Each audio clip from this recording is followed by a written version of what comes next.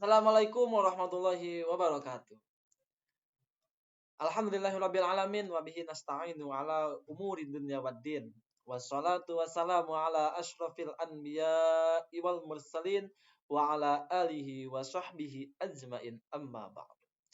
Alhamdulillah ya, kami di sini yaitu akan menjelaskan tentang materi tentang yang judulnya itu studi komparatif melalui kolaborasi Yayasan Yatim Du'afa Al-Badru yang berada di kota Cimahi dan Yayasan Yatim Du'afa Al-Furqan yang ada di kota Bandung dalam dakwah di era digital. Nah, kelompok kami yaitu diantaranya ada saya sendiri, Usep Saiful Mila, terus ada Rida Nabila Putri, Syargi Dia Syafiq, Siti Marhamah, Rizka Ratnadewi, Neng Siti Zumiroh, dan Nur Alfiah. Nah, di sini sebagai awalannya bahwa Yayasan Yatim Du'afa Al-Badru Kota Cimahi merupakan suatu lembaga sosial yang dapat menjadi wadah atau tempat untuk menjembatani para donatur yang ingin memberikan bantuan baik dalam donasi atau penyumbangan sebagian hartanya untuk disalurkan kepada orang-orang yang sangat membutuhkan, terutama yaitu yatim piatu dan duafa.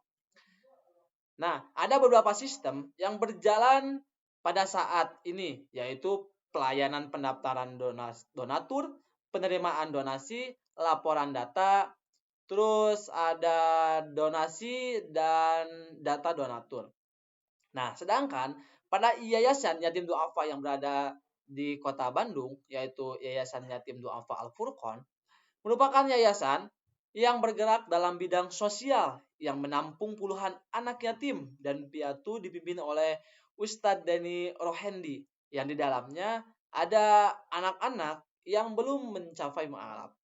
Nah, tetapi telah terputus nafkahnya dan kasih sayang dari kedua orang tuanya. Bisa jadi di keluarganya juga bisa termasuk. Nah, terus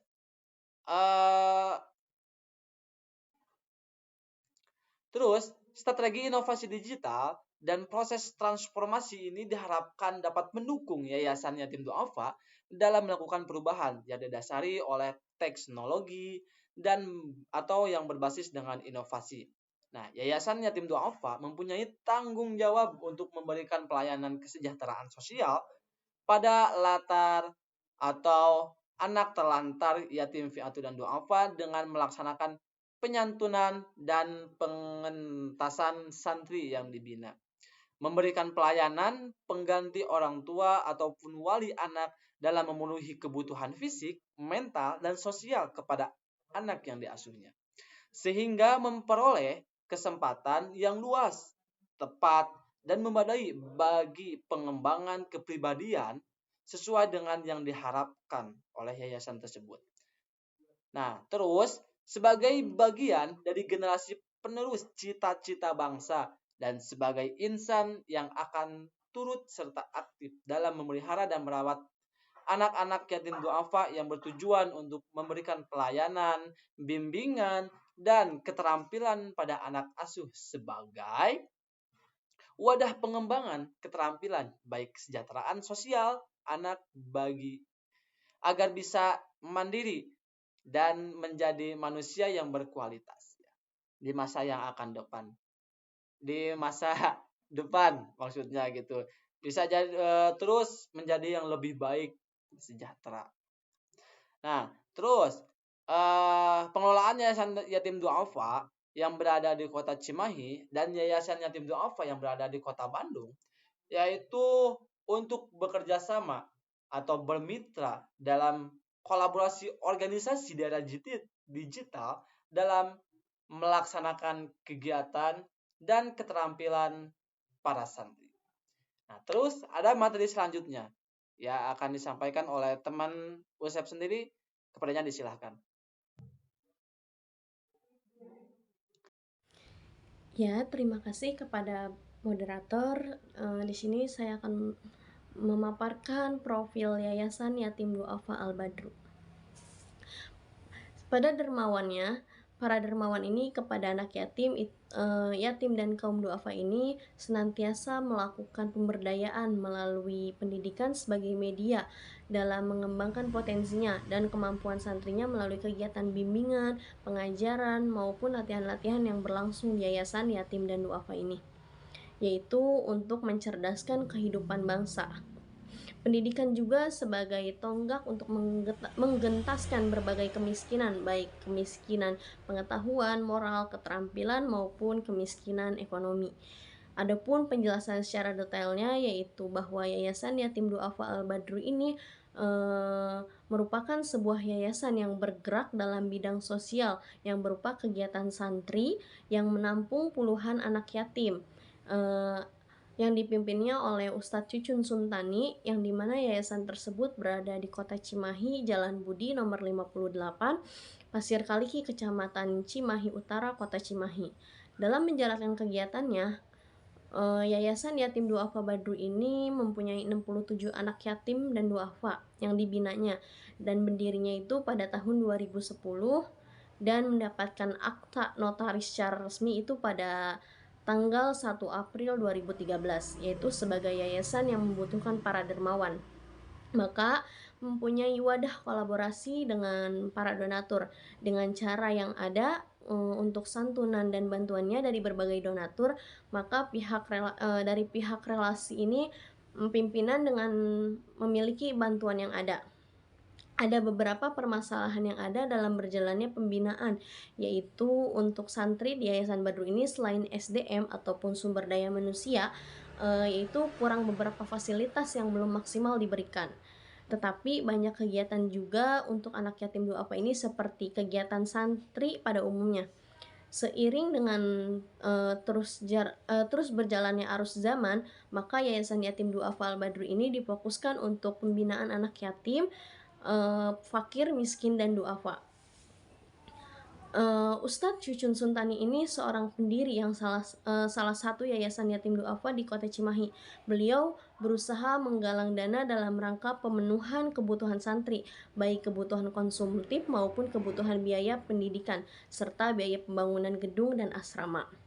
Kedudukan Yayasan Yatim Duafa ini sebagai lembaga pendidikan non-formal, yaitu lembaga pendidikan yang mendalami ilmu-ilmu agama Islam yang bergerak di bidang sosial, keagamaan, dan kemanusiaan, yang bertujuan yatim duafa ini untuk kesejahteraan umat. Yayasan Yatim Duafa Al-Badru ini termasuk lembaga kesejahteraan sosial anak, bisa disingkat dengan LKSA, yaitu lembaga yang mendidik, lembaga sosial nirlaba yang mendidik atau memelihara anak-anak yatim, yatim piatu, dan anak-anak terlantar, sehingga bisa tertanam dalam tujuan Yayasan Yatim Duafa Al-Badru ini dengan visi misi LKSA, yaitu Yayasan Yatim Duafa Badru. Yang pertama yaitu visi misinya memberikan kegembiraan kepada anak yatim piatu, anak asuh maupun duafa dalam bentuk perhatian dan bantuannya secara kolektif. Yang kedua yaitu mengingatkan kepada sesama akan hak anak yatim piatu dan anak asuh, yaitu yang ada di lingkungan sekitar. Yang ketiga yaitu menciptakan masyarakat yang peduli dengan orang di sekitarnya. Yang keempat yaitu meringankan beban anak yatim, piatu ataupun anak asuh dan anak duafa. Dan yang terakhir, yang kelima, yaitu mencerdaskan anak-anak untuk masa depan. Mungkin itu yang dapat saya paparkan. Saya kembalikan kepada moderator. Bismillahirrahmanirrahim. Saya akan memaparkan materi tentang profil Yayasan Yatim Duafa Al-Furqon Kota Bandung. Yayasan Yatim Duafa Al-Furqon Kota Bandung merupakan yayasan yang bergerak dalam bidang sosial, menampung puluhan anak yatim dan piatu dipimpin oleh Ustadz Deni Rohendi yang terletak di Jalan Ciganitri Tengah, RT 4 RW 2, Kampung Ciganitri, Desa Cipagalo, Kecamatan Bojong Soang, Kabupaten Bandung. Awal mula Yayasan Al-Furqon ini ialah pada tahun 2017 ada yang menitipkan 3 orang anak kepada ketua yayasan dengan keridhaan dari ibunya. Namun sikap anak yatim tersebut seperti memberikan ujian kepada pengasuhnya karena mungkin sebagai muslim kita tidak boleh menghardik kepada anak yatim. Berpegang teguh terhadap Al-Quran, yang mana salah satunya ialah Al-Quran sebagai syifa, sehingga pengasuh menerapkannya dengan mencoba untuk menghafal Al-Quran kepada anak-anak tersebut dimulai dari surat-surat pendek. Selama 3 bulan, anak tersebut masih belum ada perubahan, namun setelah 6 bulan dan sudah menghatamkan Al-Quran sebanyak 1 juz, barulah ada perubahan yang terlihat dari anak-anak tersebut menjadi lebih lugu dan sikapnya menjadi lebih baik. Oleh karena keberhasilan ketiga anak tersebut, kemudian kami pesantrenkan di Garut untuk mencari pengalaman dan hafalannya sudah sampai 27 juz. Dari sana mulailah banyak tetangga sekitar yang menitipkan anaknya di Yayasan Al-Furqon, namun karena Yayasan Al-Furqon belum memiliki donatur, maka yayasan tersebut membatasi hanya 15 orang dan belum memiliki fasilitas-fasilitas yang memadai. Setelah itu, seiring berjalannya waktu, bertambahlah menjadi 40 anak hingga tahun 2020. Namun pada saat COVID-19, karena banyak yang kehilangan orang tua dan pekerjaan, sehingga santri bertambah menjadi 96 anak. Bahkan kejadian terakhir kali ada 5 anak yang dititipkan di Yayasan Al-Furqon tersebut. Dengan bertambahnya santri Yayasan Yatim Du'afa pada tahun 2019 sebanyak 45 orang, dan anak-anak yang dititipkan dengan berbagai latar belakang sampai di tahun 2023 ini mencapai 120 orang anak yang dibina. Kemudian ketika pandemi melanda, Yayasan Al-Furqon ini pernah dalam keadaan yang terpuruk dan tidak ada donatur. Namun itu semua dapat diatasi oleh yayasan hingga sampai saat ini. Yayasan Yatim Du'afa Al-Furqon Kota Bandung, sebagaimana yayasan yang lainnya, yakni berpedoman kepada Al-Quran dan Al-Hadis.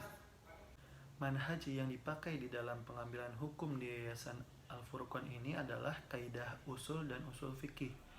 Yayasan Tahfiz Yatim Du'afa Al-Furqon bukanlah sebuah panti asuhan yang ada pada umumnya, karena di dalamnya ada anak-anak yang belum mencapai mukallaf, tapi telah terputus nafkah dan kasih sayang dari orang tua dan keluarganya.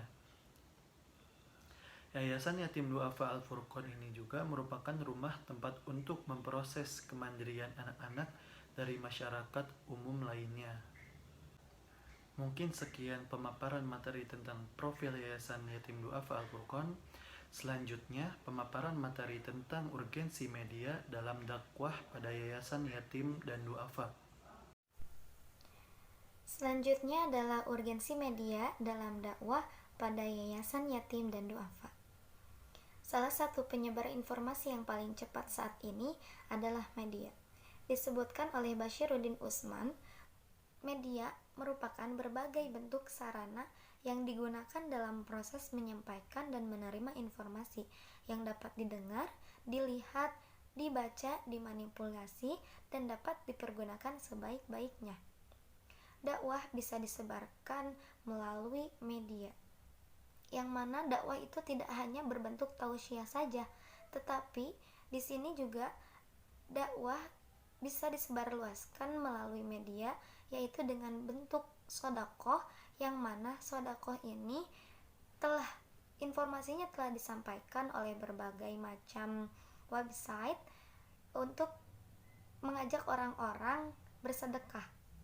Nah, salah satunya yaitu Yayasan Yatim Du'afa Kota Cimahi, yang mana mereka menyebarluaskan informasi tentang yayasan mereka untuk mereka bisa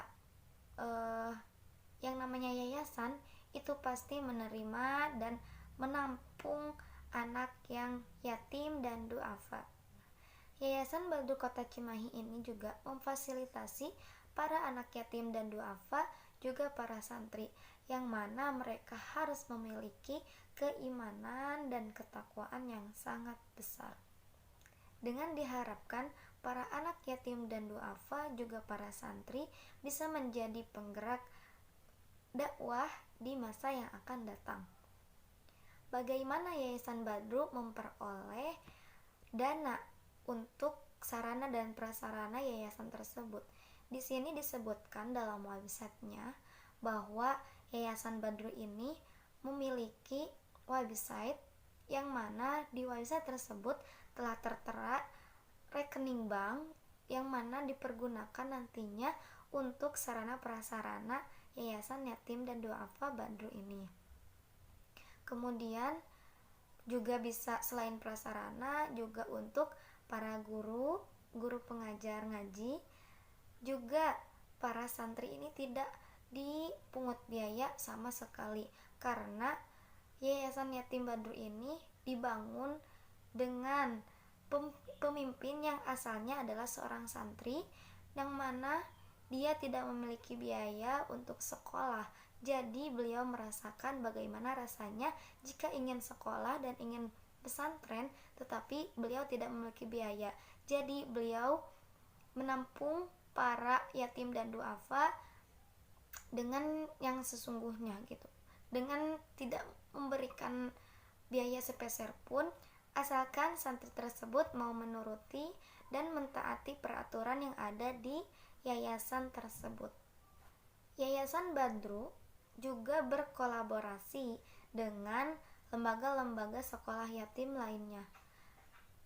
Tidak hanya sekolah yatim, tetapi sekolah negeri ataupun sekolah swasta yang mau juga bekerja sama dan menerima para santri dan anak yatim duafanya.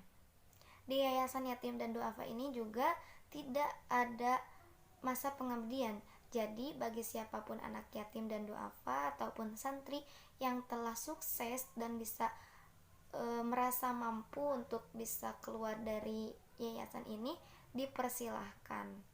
Jadi dakwah yang dilakukan oleh Yayasan Yatim Duafa ini sesuai dengan etika dan kode etik dalam bermedia sosial, juga sangat berjalan dengan aturan-aturan Islam, sehingga menerapkan nilai-nilai, norma-norma, aturan-aturan, serta tuntutan yang terdapat pada pedoman utama kita, yaitu Al-Quran dan Al-Hadis.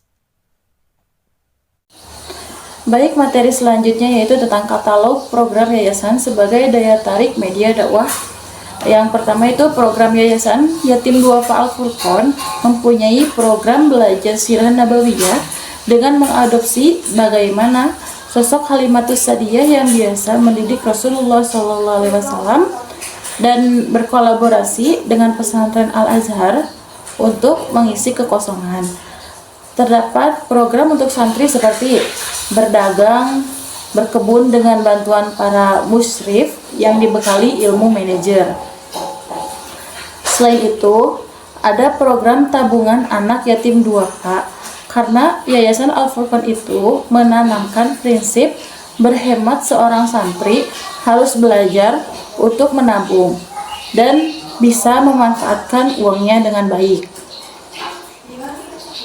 Untuk itu, Yayasan Yatim Duafa Al-Furqon tidak bernaung di salah satu organisasi keagamaan tertentu demi kebersamaan dan keharmonisan dalam berdakwah. Yayasan Al-Furqon mempunyai program wakaf Al-Quran dengan membagikan dan mengajak untuk donasi dengan menghubungkan pihak Yayasan Yatim Duafa Al-Furqon, tentunya sangat berkontribusi kepada masyarakat agar lebih luas aliran amal jariah para pewakaf.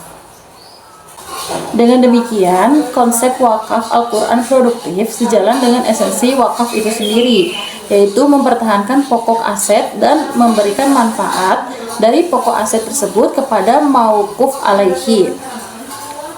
Hasil kelolaan dari wakaf produktif yaitu digunakan untuk memberikan dorongan lebih bagi para pencalon penghafal Al-Quran. Sebenarnya proses pengembangan dan pemberdayaan ekonomi masyarakat, kebutuhan Al-Quran di Yayasan Yatim Duafa Al-Furqon sangat tinggi, mengingat Al-Quran adalah salah satu kebutuhan dasar dalam kegiatan belajar mengajar dan menghafal. Maka setiap pesantren membutuhkan Al-Quran dalam jumlah yang mencukupi. Ketua Komisi Informasi dan Komunikasi MUI Mas Diki Baidlot mengatakan bahwa paradigma berdakwah sudah mengalami pergeseran antara dakwah dengan menjadikan dakwah melalui media digital, salah satunya media sosial. Katalog bersama adalah kumpulan dari beberapa katalog yang kemudian katalog tersebut dimasukkan ke dalam database pada suatu perpustakaan. Pada katalog bersama menggunakan standar database yang dalam penulisannya harus menggunakan nama pada setiap kolom yang harus disamakan. Katalog bersama adalah halaman pencarian yang digunakan oleh semua orang, yaitu guest, anggota, dan admin. Pada katalog bersama dibagi menjadi 3 bagian, yaitu pencarian koleksi digital, pencarian koleksi fisik, dan pencarian berdasarkan direktori. Pada pencarian koleksi fisik dibagi menjadi 2, simple search dan advanced search. Information retrieval adalah proses menemukan dokumen yang bersifat tidak terstruktur dari dalam suatu koleksi besar dan banyak yang bertujuan untuk memenuhi kebutuhan informasi. Di era teknologi, Yayasan Yatim Du'afa Al-Badru Kota Cimahi menggerakkan dakwah melalui teknologi dengan perancangan khusus, di mana teknologi ini dikelola orang-orang yang berkompeten, memanfaatkan yang ada dan dengan bantuan yang dimiliki sehingga banyak donatur yang tertarik. Nah, peran yayasan sangat penting dan dapat mengalami perubahan yang signifikan.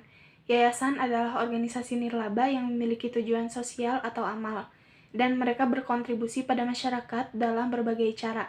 Yayasan dapat memanfaatkan teknologi dan platform digital untuk meningkatkan efektivitas dan dampak kerja mereka.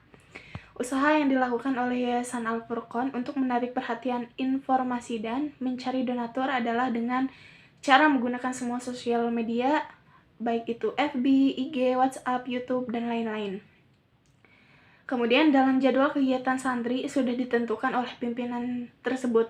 Yayasan Yatim Du'afa Al-Furqon menciptakan pola sobiru, yaitu kesabaran, menghadapi anak-anak yatim du'afa. Dengan pengawasan atau controlling terhadap santri di Yayasan Al-Furqon ini sangat diperhatikan.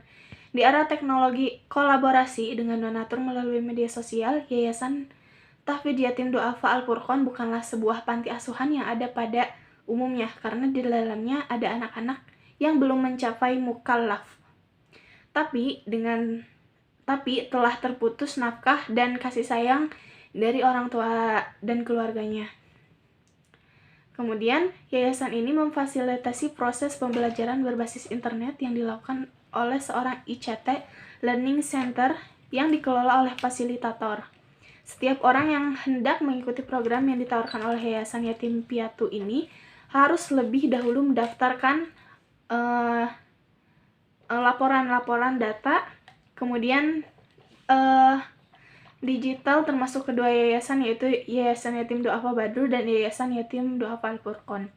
Mungkin sekian dari saya. Wassalamualaikum warahmatullahi wabarakatuh. Selanjutnya, saya Nur Alpia akan menjelaskan bagaimana respon masyarakat dengan adanya Yayasan Yatim Du'afa. Di sini untuk kelompok kami meneliti tentang Yayasan Yatim Du'afa Al-Badru Kota Cimahi dan Yayasan Yatim Du'afa Al-Furqon Kota Bandung. Kedua yayasan ini seringkali dianggap sebagai entitas yang melakukan pekerjaan mulia. Kenapa? Karena dengan memberikan bantuan dan dukungan kepada mereka yang membutuhkan. Dengan masyarakat inilah dan respon dan berbagai cara yang dilakukan oleh Yayasan Yatim Du'afa membutuhkan sumber dana dari masyarakat, tidak lepas dari pemenuhan kebutuhan biaya sehari-hari ataupun biaya pendidikan dan lain sebagainya. Itu membutuhkan media informasi ataupun penyalurannya. Dengan demikian, orang yang akan menyumbangkan dana atau barang-barang seperti kebutuhan para anak yatim ataupun duafa ini dilakukan melalui media sosial atau jaringan mereka. Ada juga yang memberikan dukungan moral kepada yayasan, dan para anak ini yang dilayani oleh Yayasan Yatim Du'afa Al-Badru Kota Cimahi dan Yayasan Yatim Du'afa Al-Furqon Kota Bandung. Masyarakat sangat merespon dengan baik keberadaan Yayasan Yatim Du'afa ini yang notabene-nya letak geografisnya itu di tengah-tengah lingkungan masyarakat. Selain itu, banyak orang menghargai dan mendukung Yayasan Yatim Duafa ini untuk memberikan bantuan kepada anak yatim dan duafa sebagai langkah memberikan sumbangan dalam bentuk uang, pakaian, makanan atau kebutuhan yang memang itu perlu diberikan kepada anak-anak yang sangat membutuhkan. Selain itu, adanya keterlibatan sukarelawan. Kenapa? Karena beberapa anggota masyarakat ataupun masyarakat di lingkungan yang terlibat secara langsung dengan Yayasan Yatim Duafa Al-Badru dan Yayasan Yatim Duafa Al-Furqon ini sebagai sosok ataupun sukarelawan. Karena mereka ini menyumbangkan waktu, keterampilan atau pengalaman mereka untuk membantu yayasan. Dalam hal penyebaran informasi ataupun masyarakat juga mengajak seluruh entitas, seluruh elemen untuk menyebarkan informasi dari program-program yang sudah disediakan oleh Yayasan Yatim Duafa ini. Kemudian faktornya juga ada kesadaran sosial di tengah masyarakat. Kenapa ini sangat penting dan pengaruhnya itu ada pada kepercayaan yayasan serta transparansi dan akuntabilitas yayasan dalam pengelolaan dana atau bagaimana sumber daya yang diberikan yayasan ini sehingga mempunyai relasi atau hubungan kepada donatur. Selain itu ada segmentasi dari lingkungan masyarakat ini dimulai dari berbagai latar belakang yang ada dan beberapa latar belakang organisasi kemasyarakat yang ada di lingkungan yayasan ini memenuhi hampir memenuhi setidaknya setengah dari pengguna media sosial, dan itu penyebarannya sangat terjangkau karena program-program yang disediakan oleh kedua yayasan ini sebenarnya ialah proses pengembangan dan pemberdayaan masyarakat.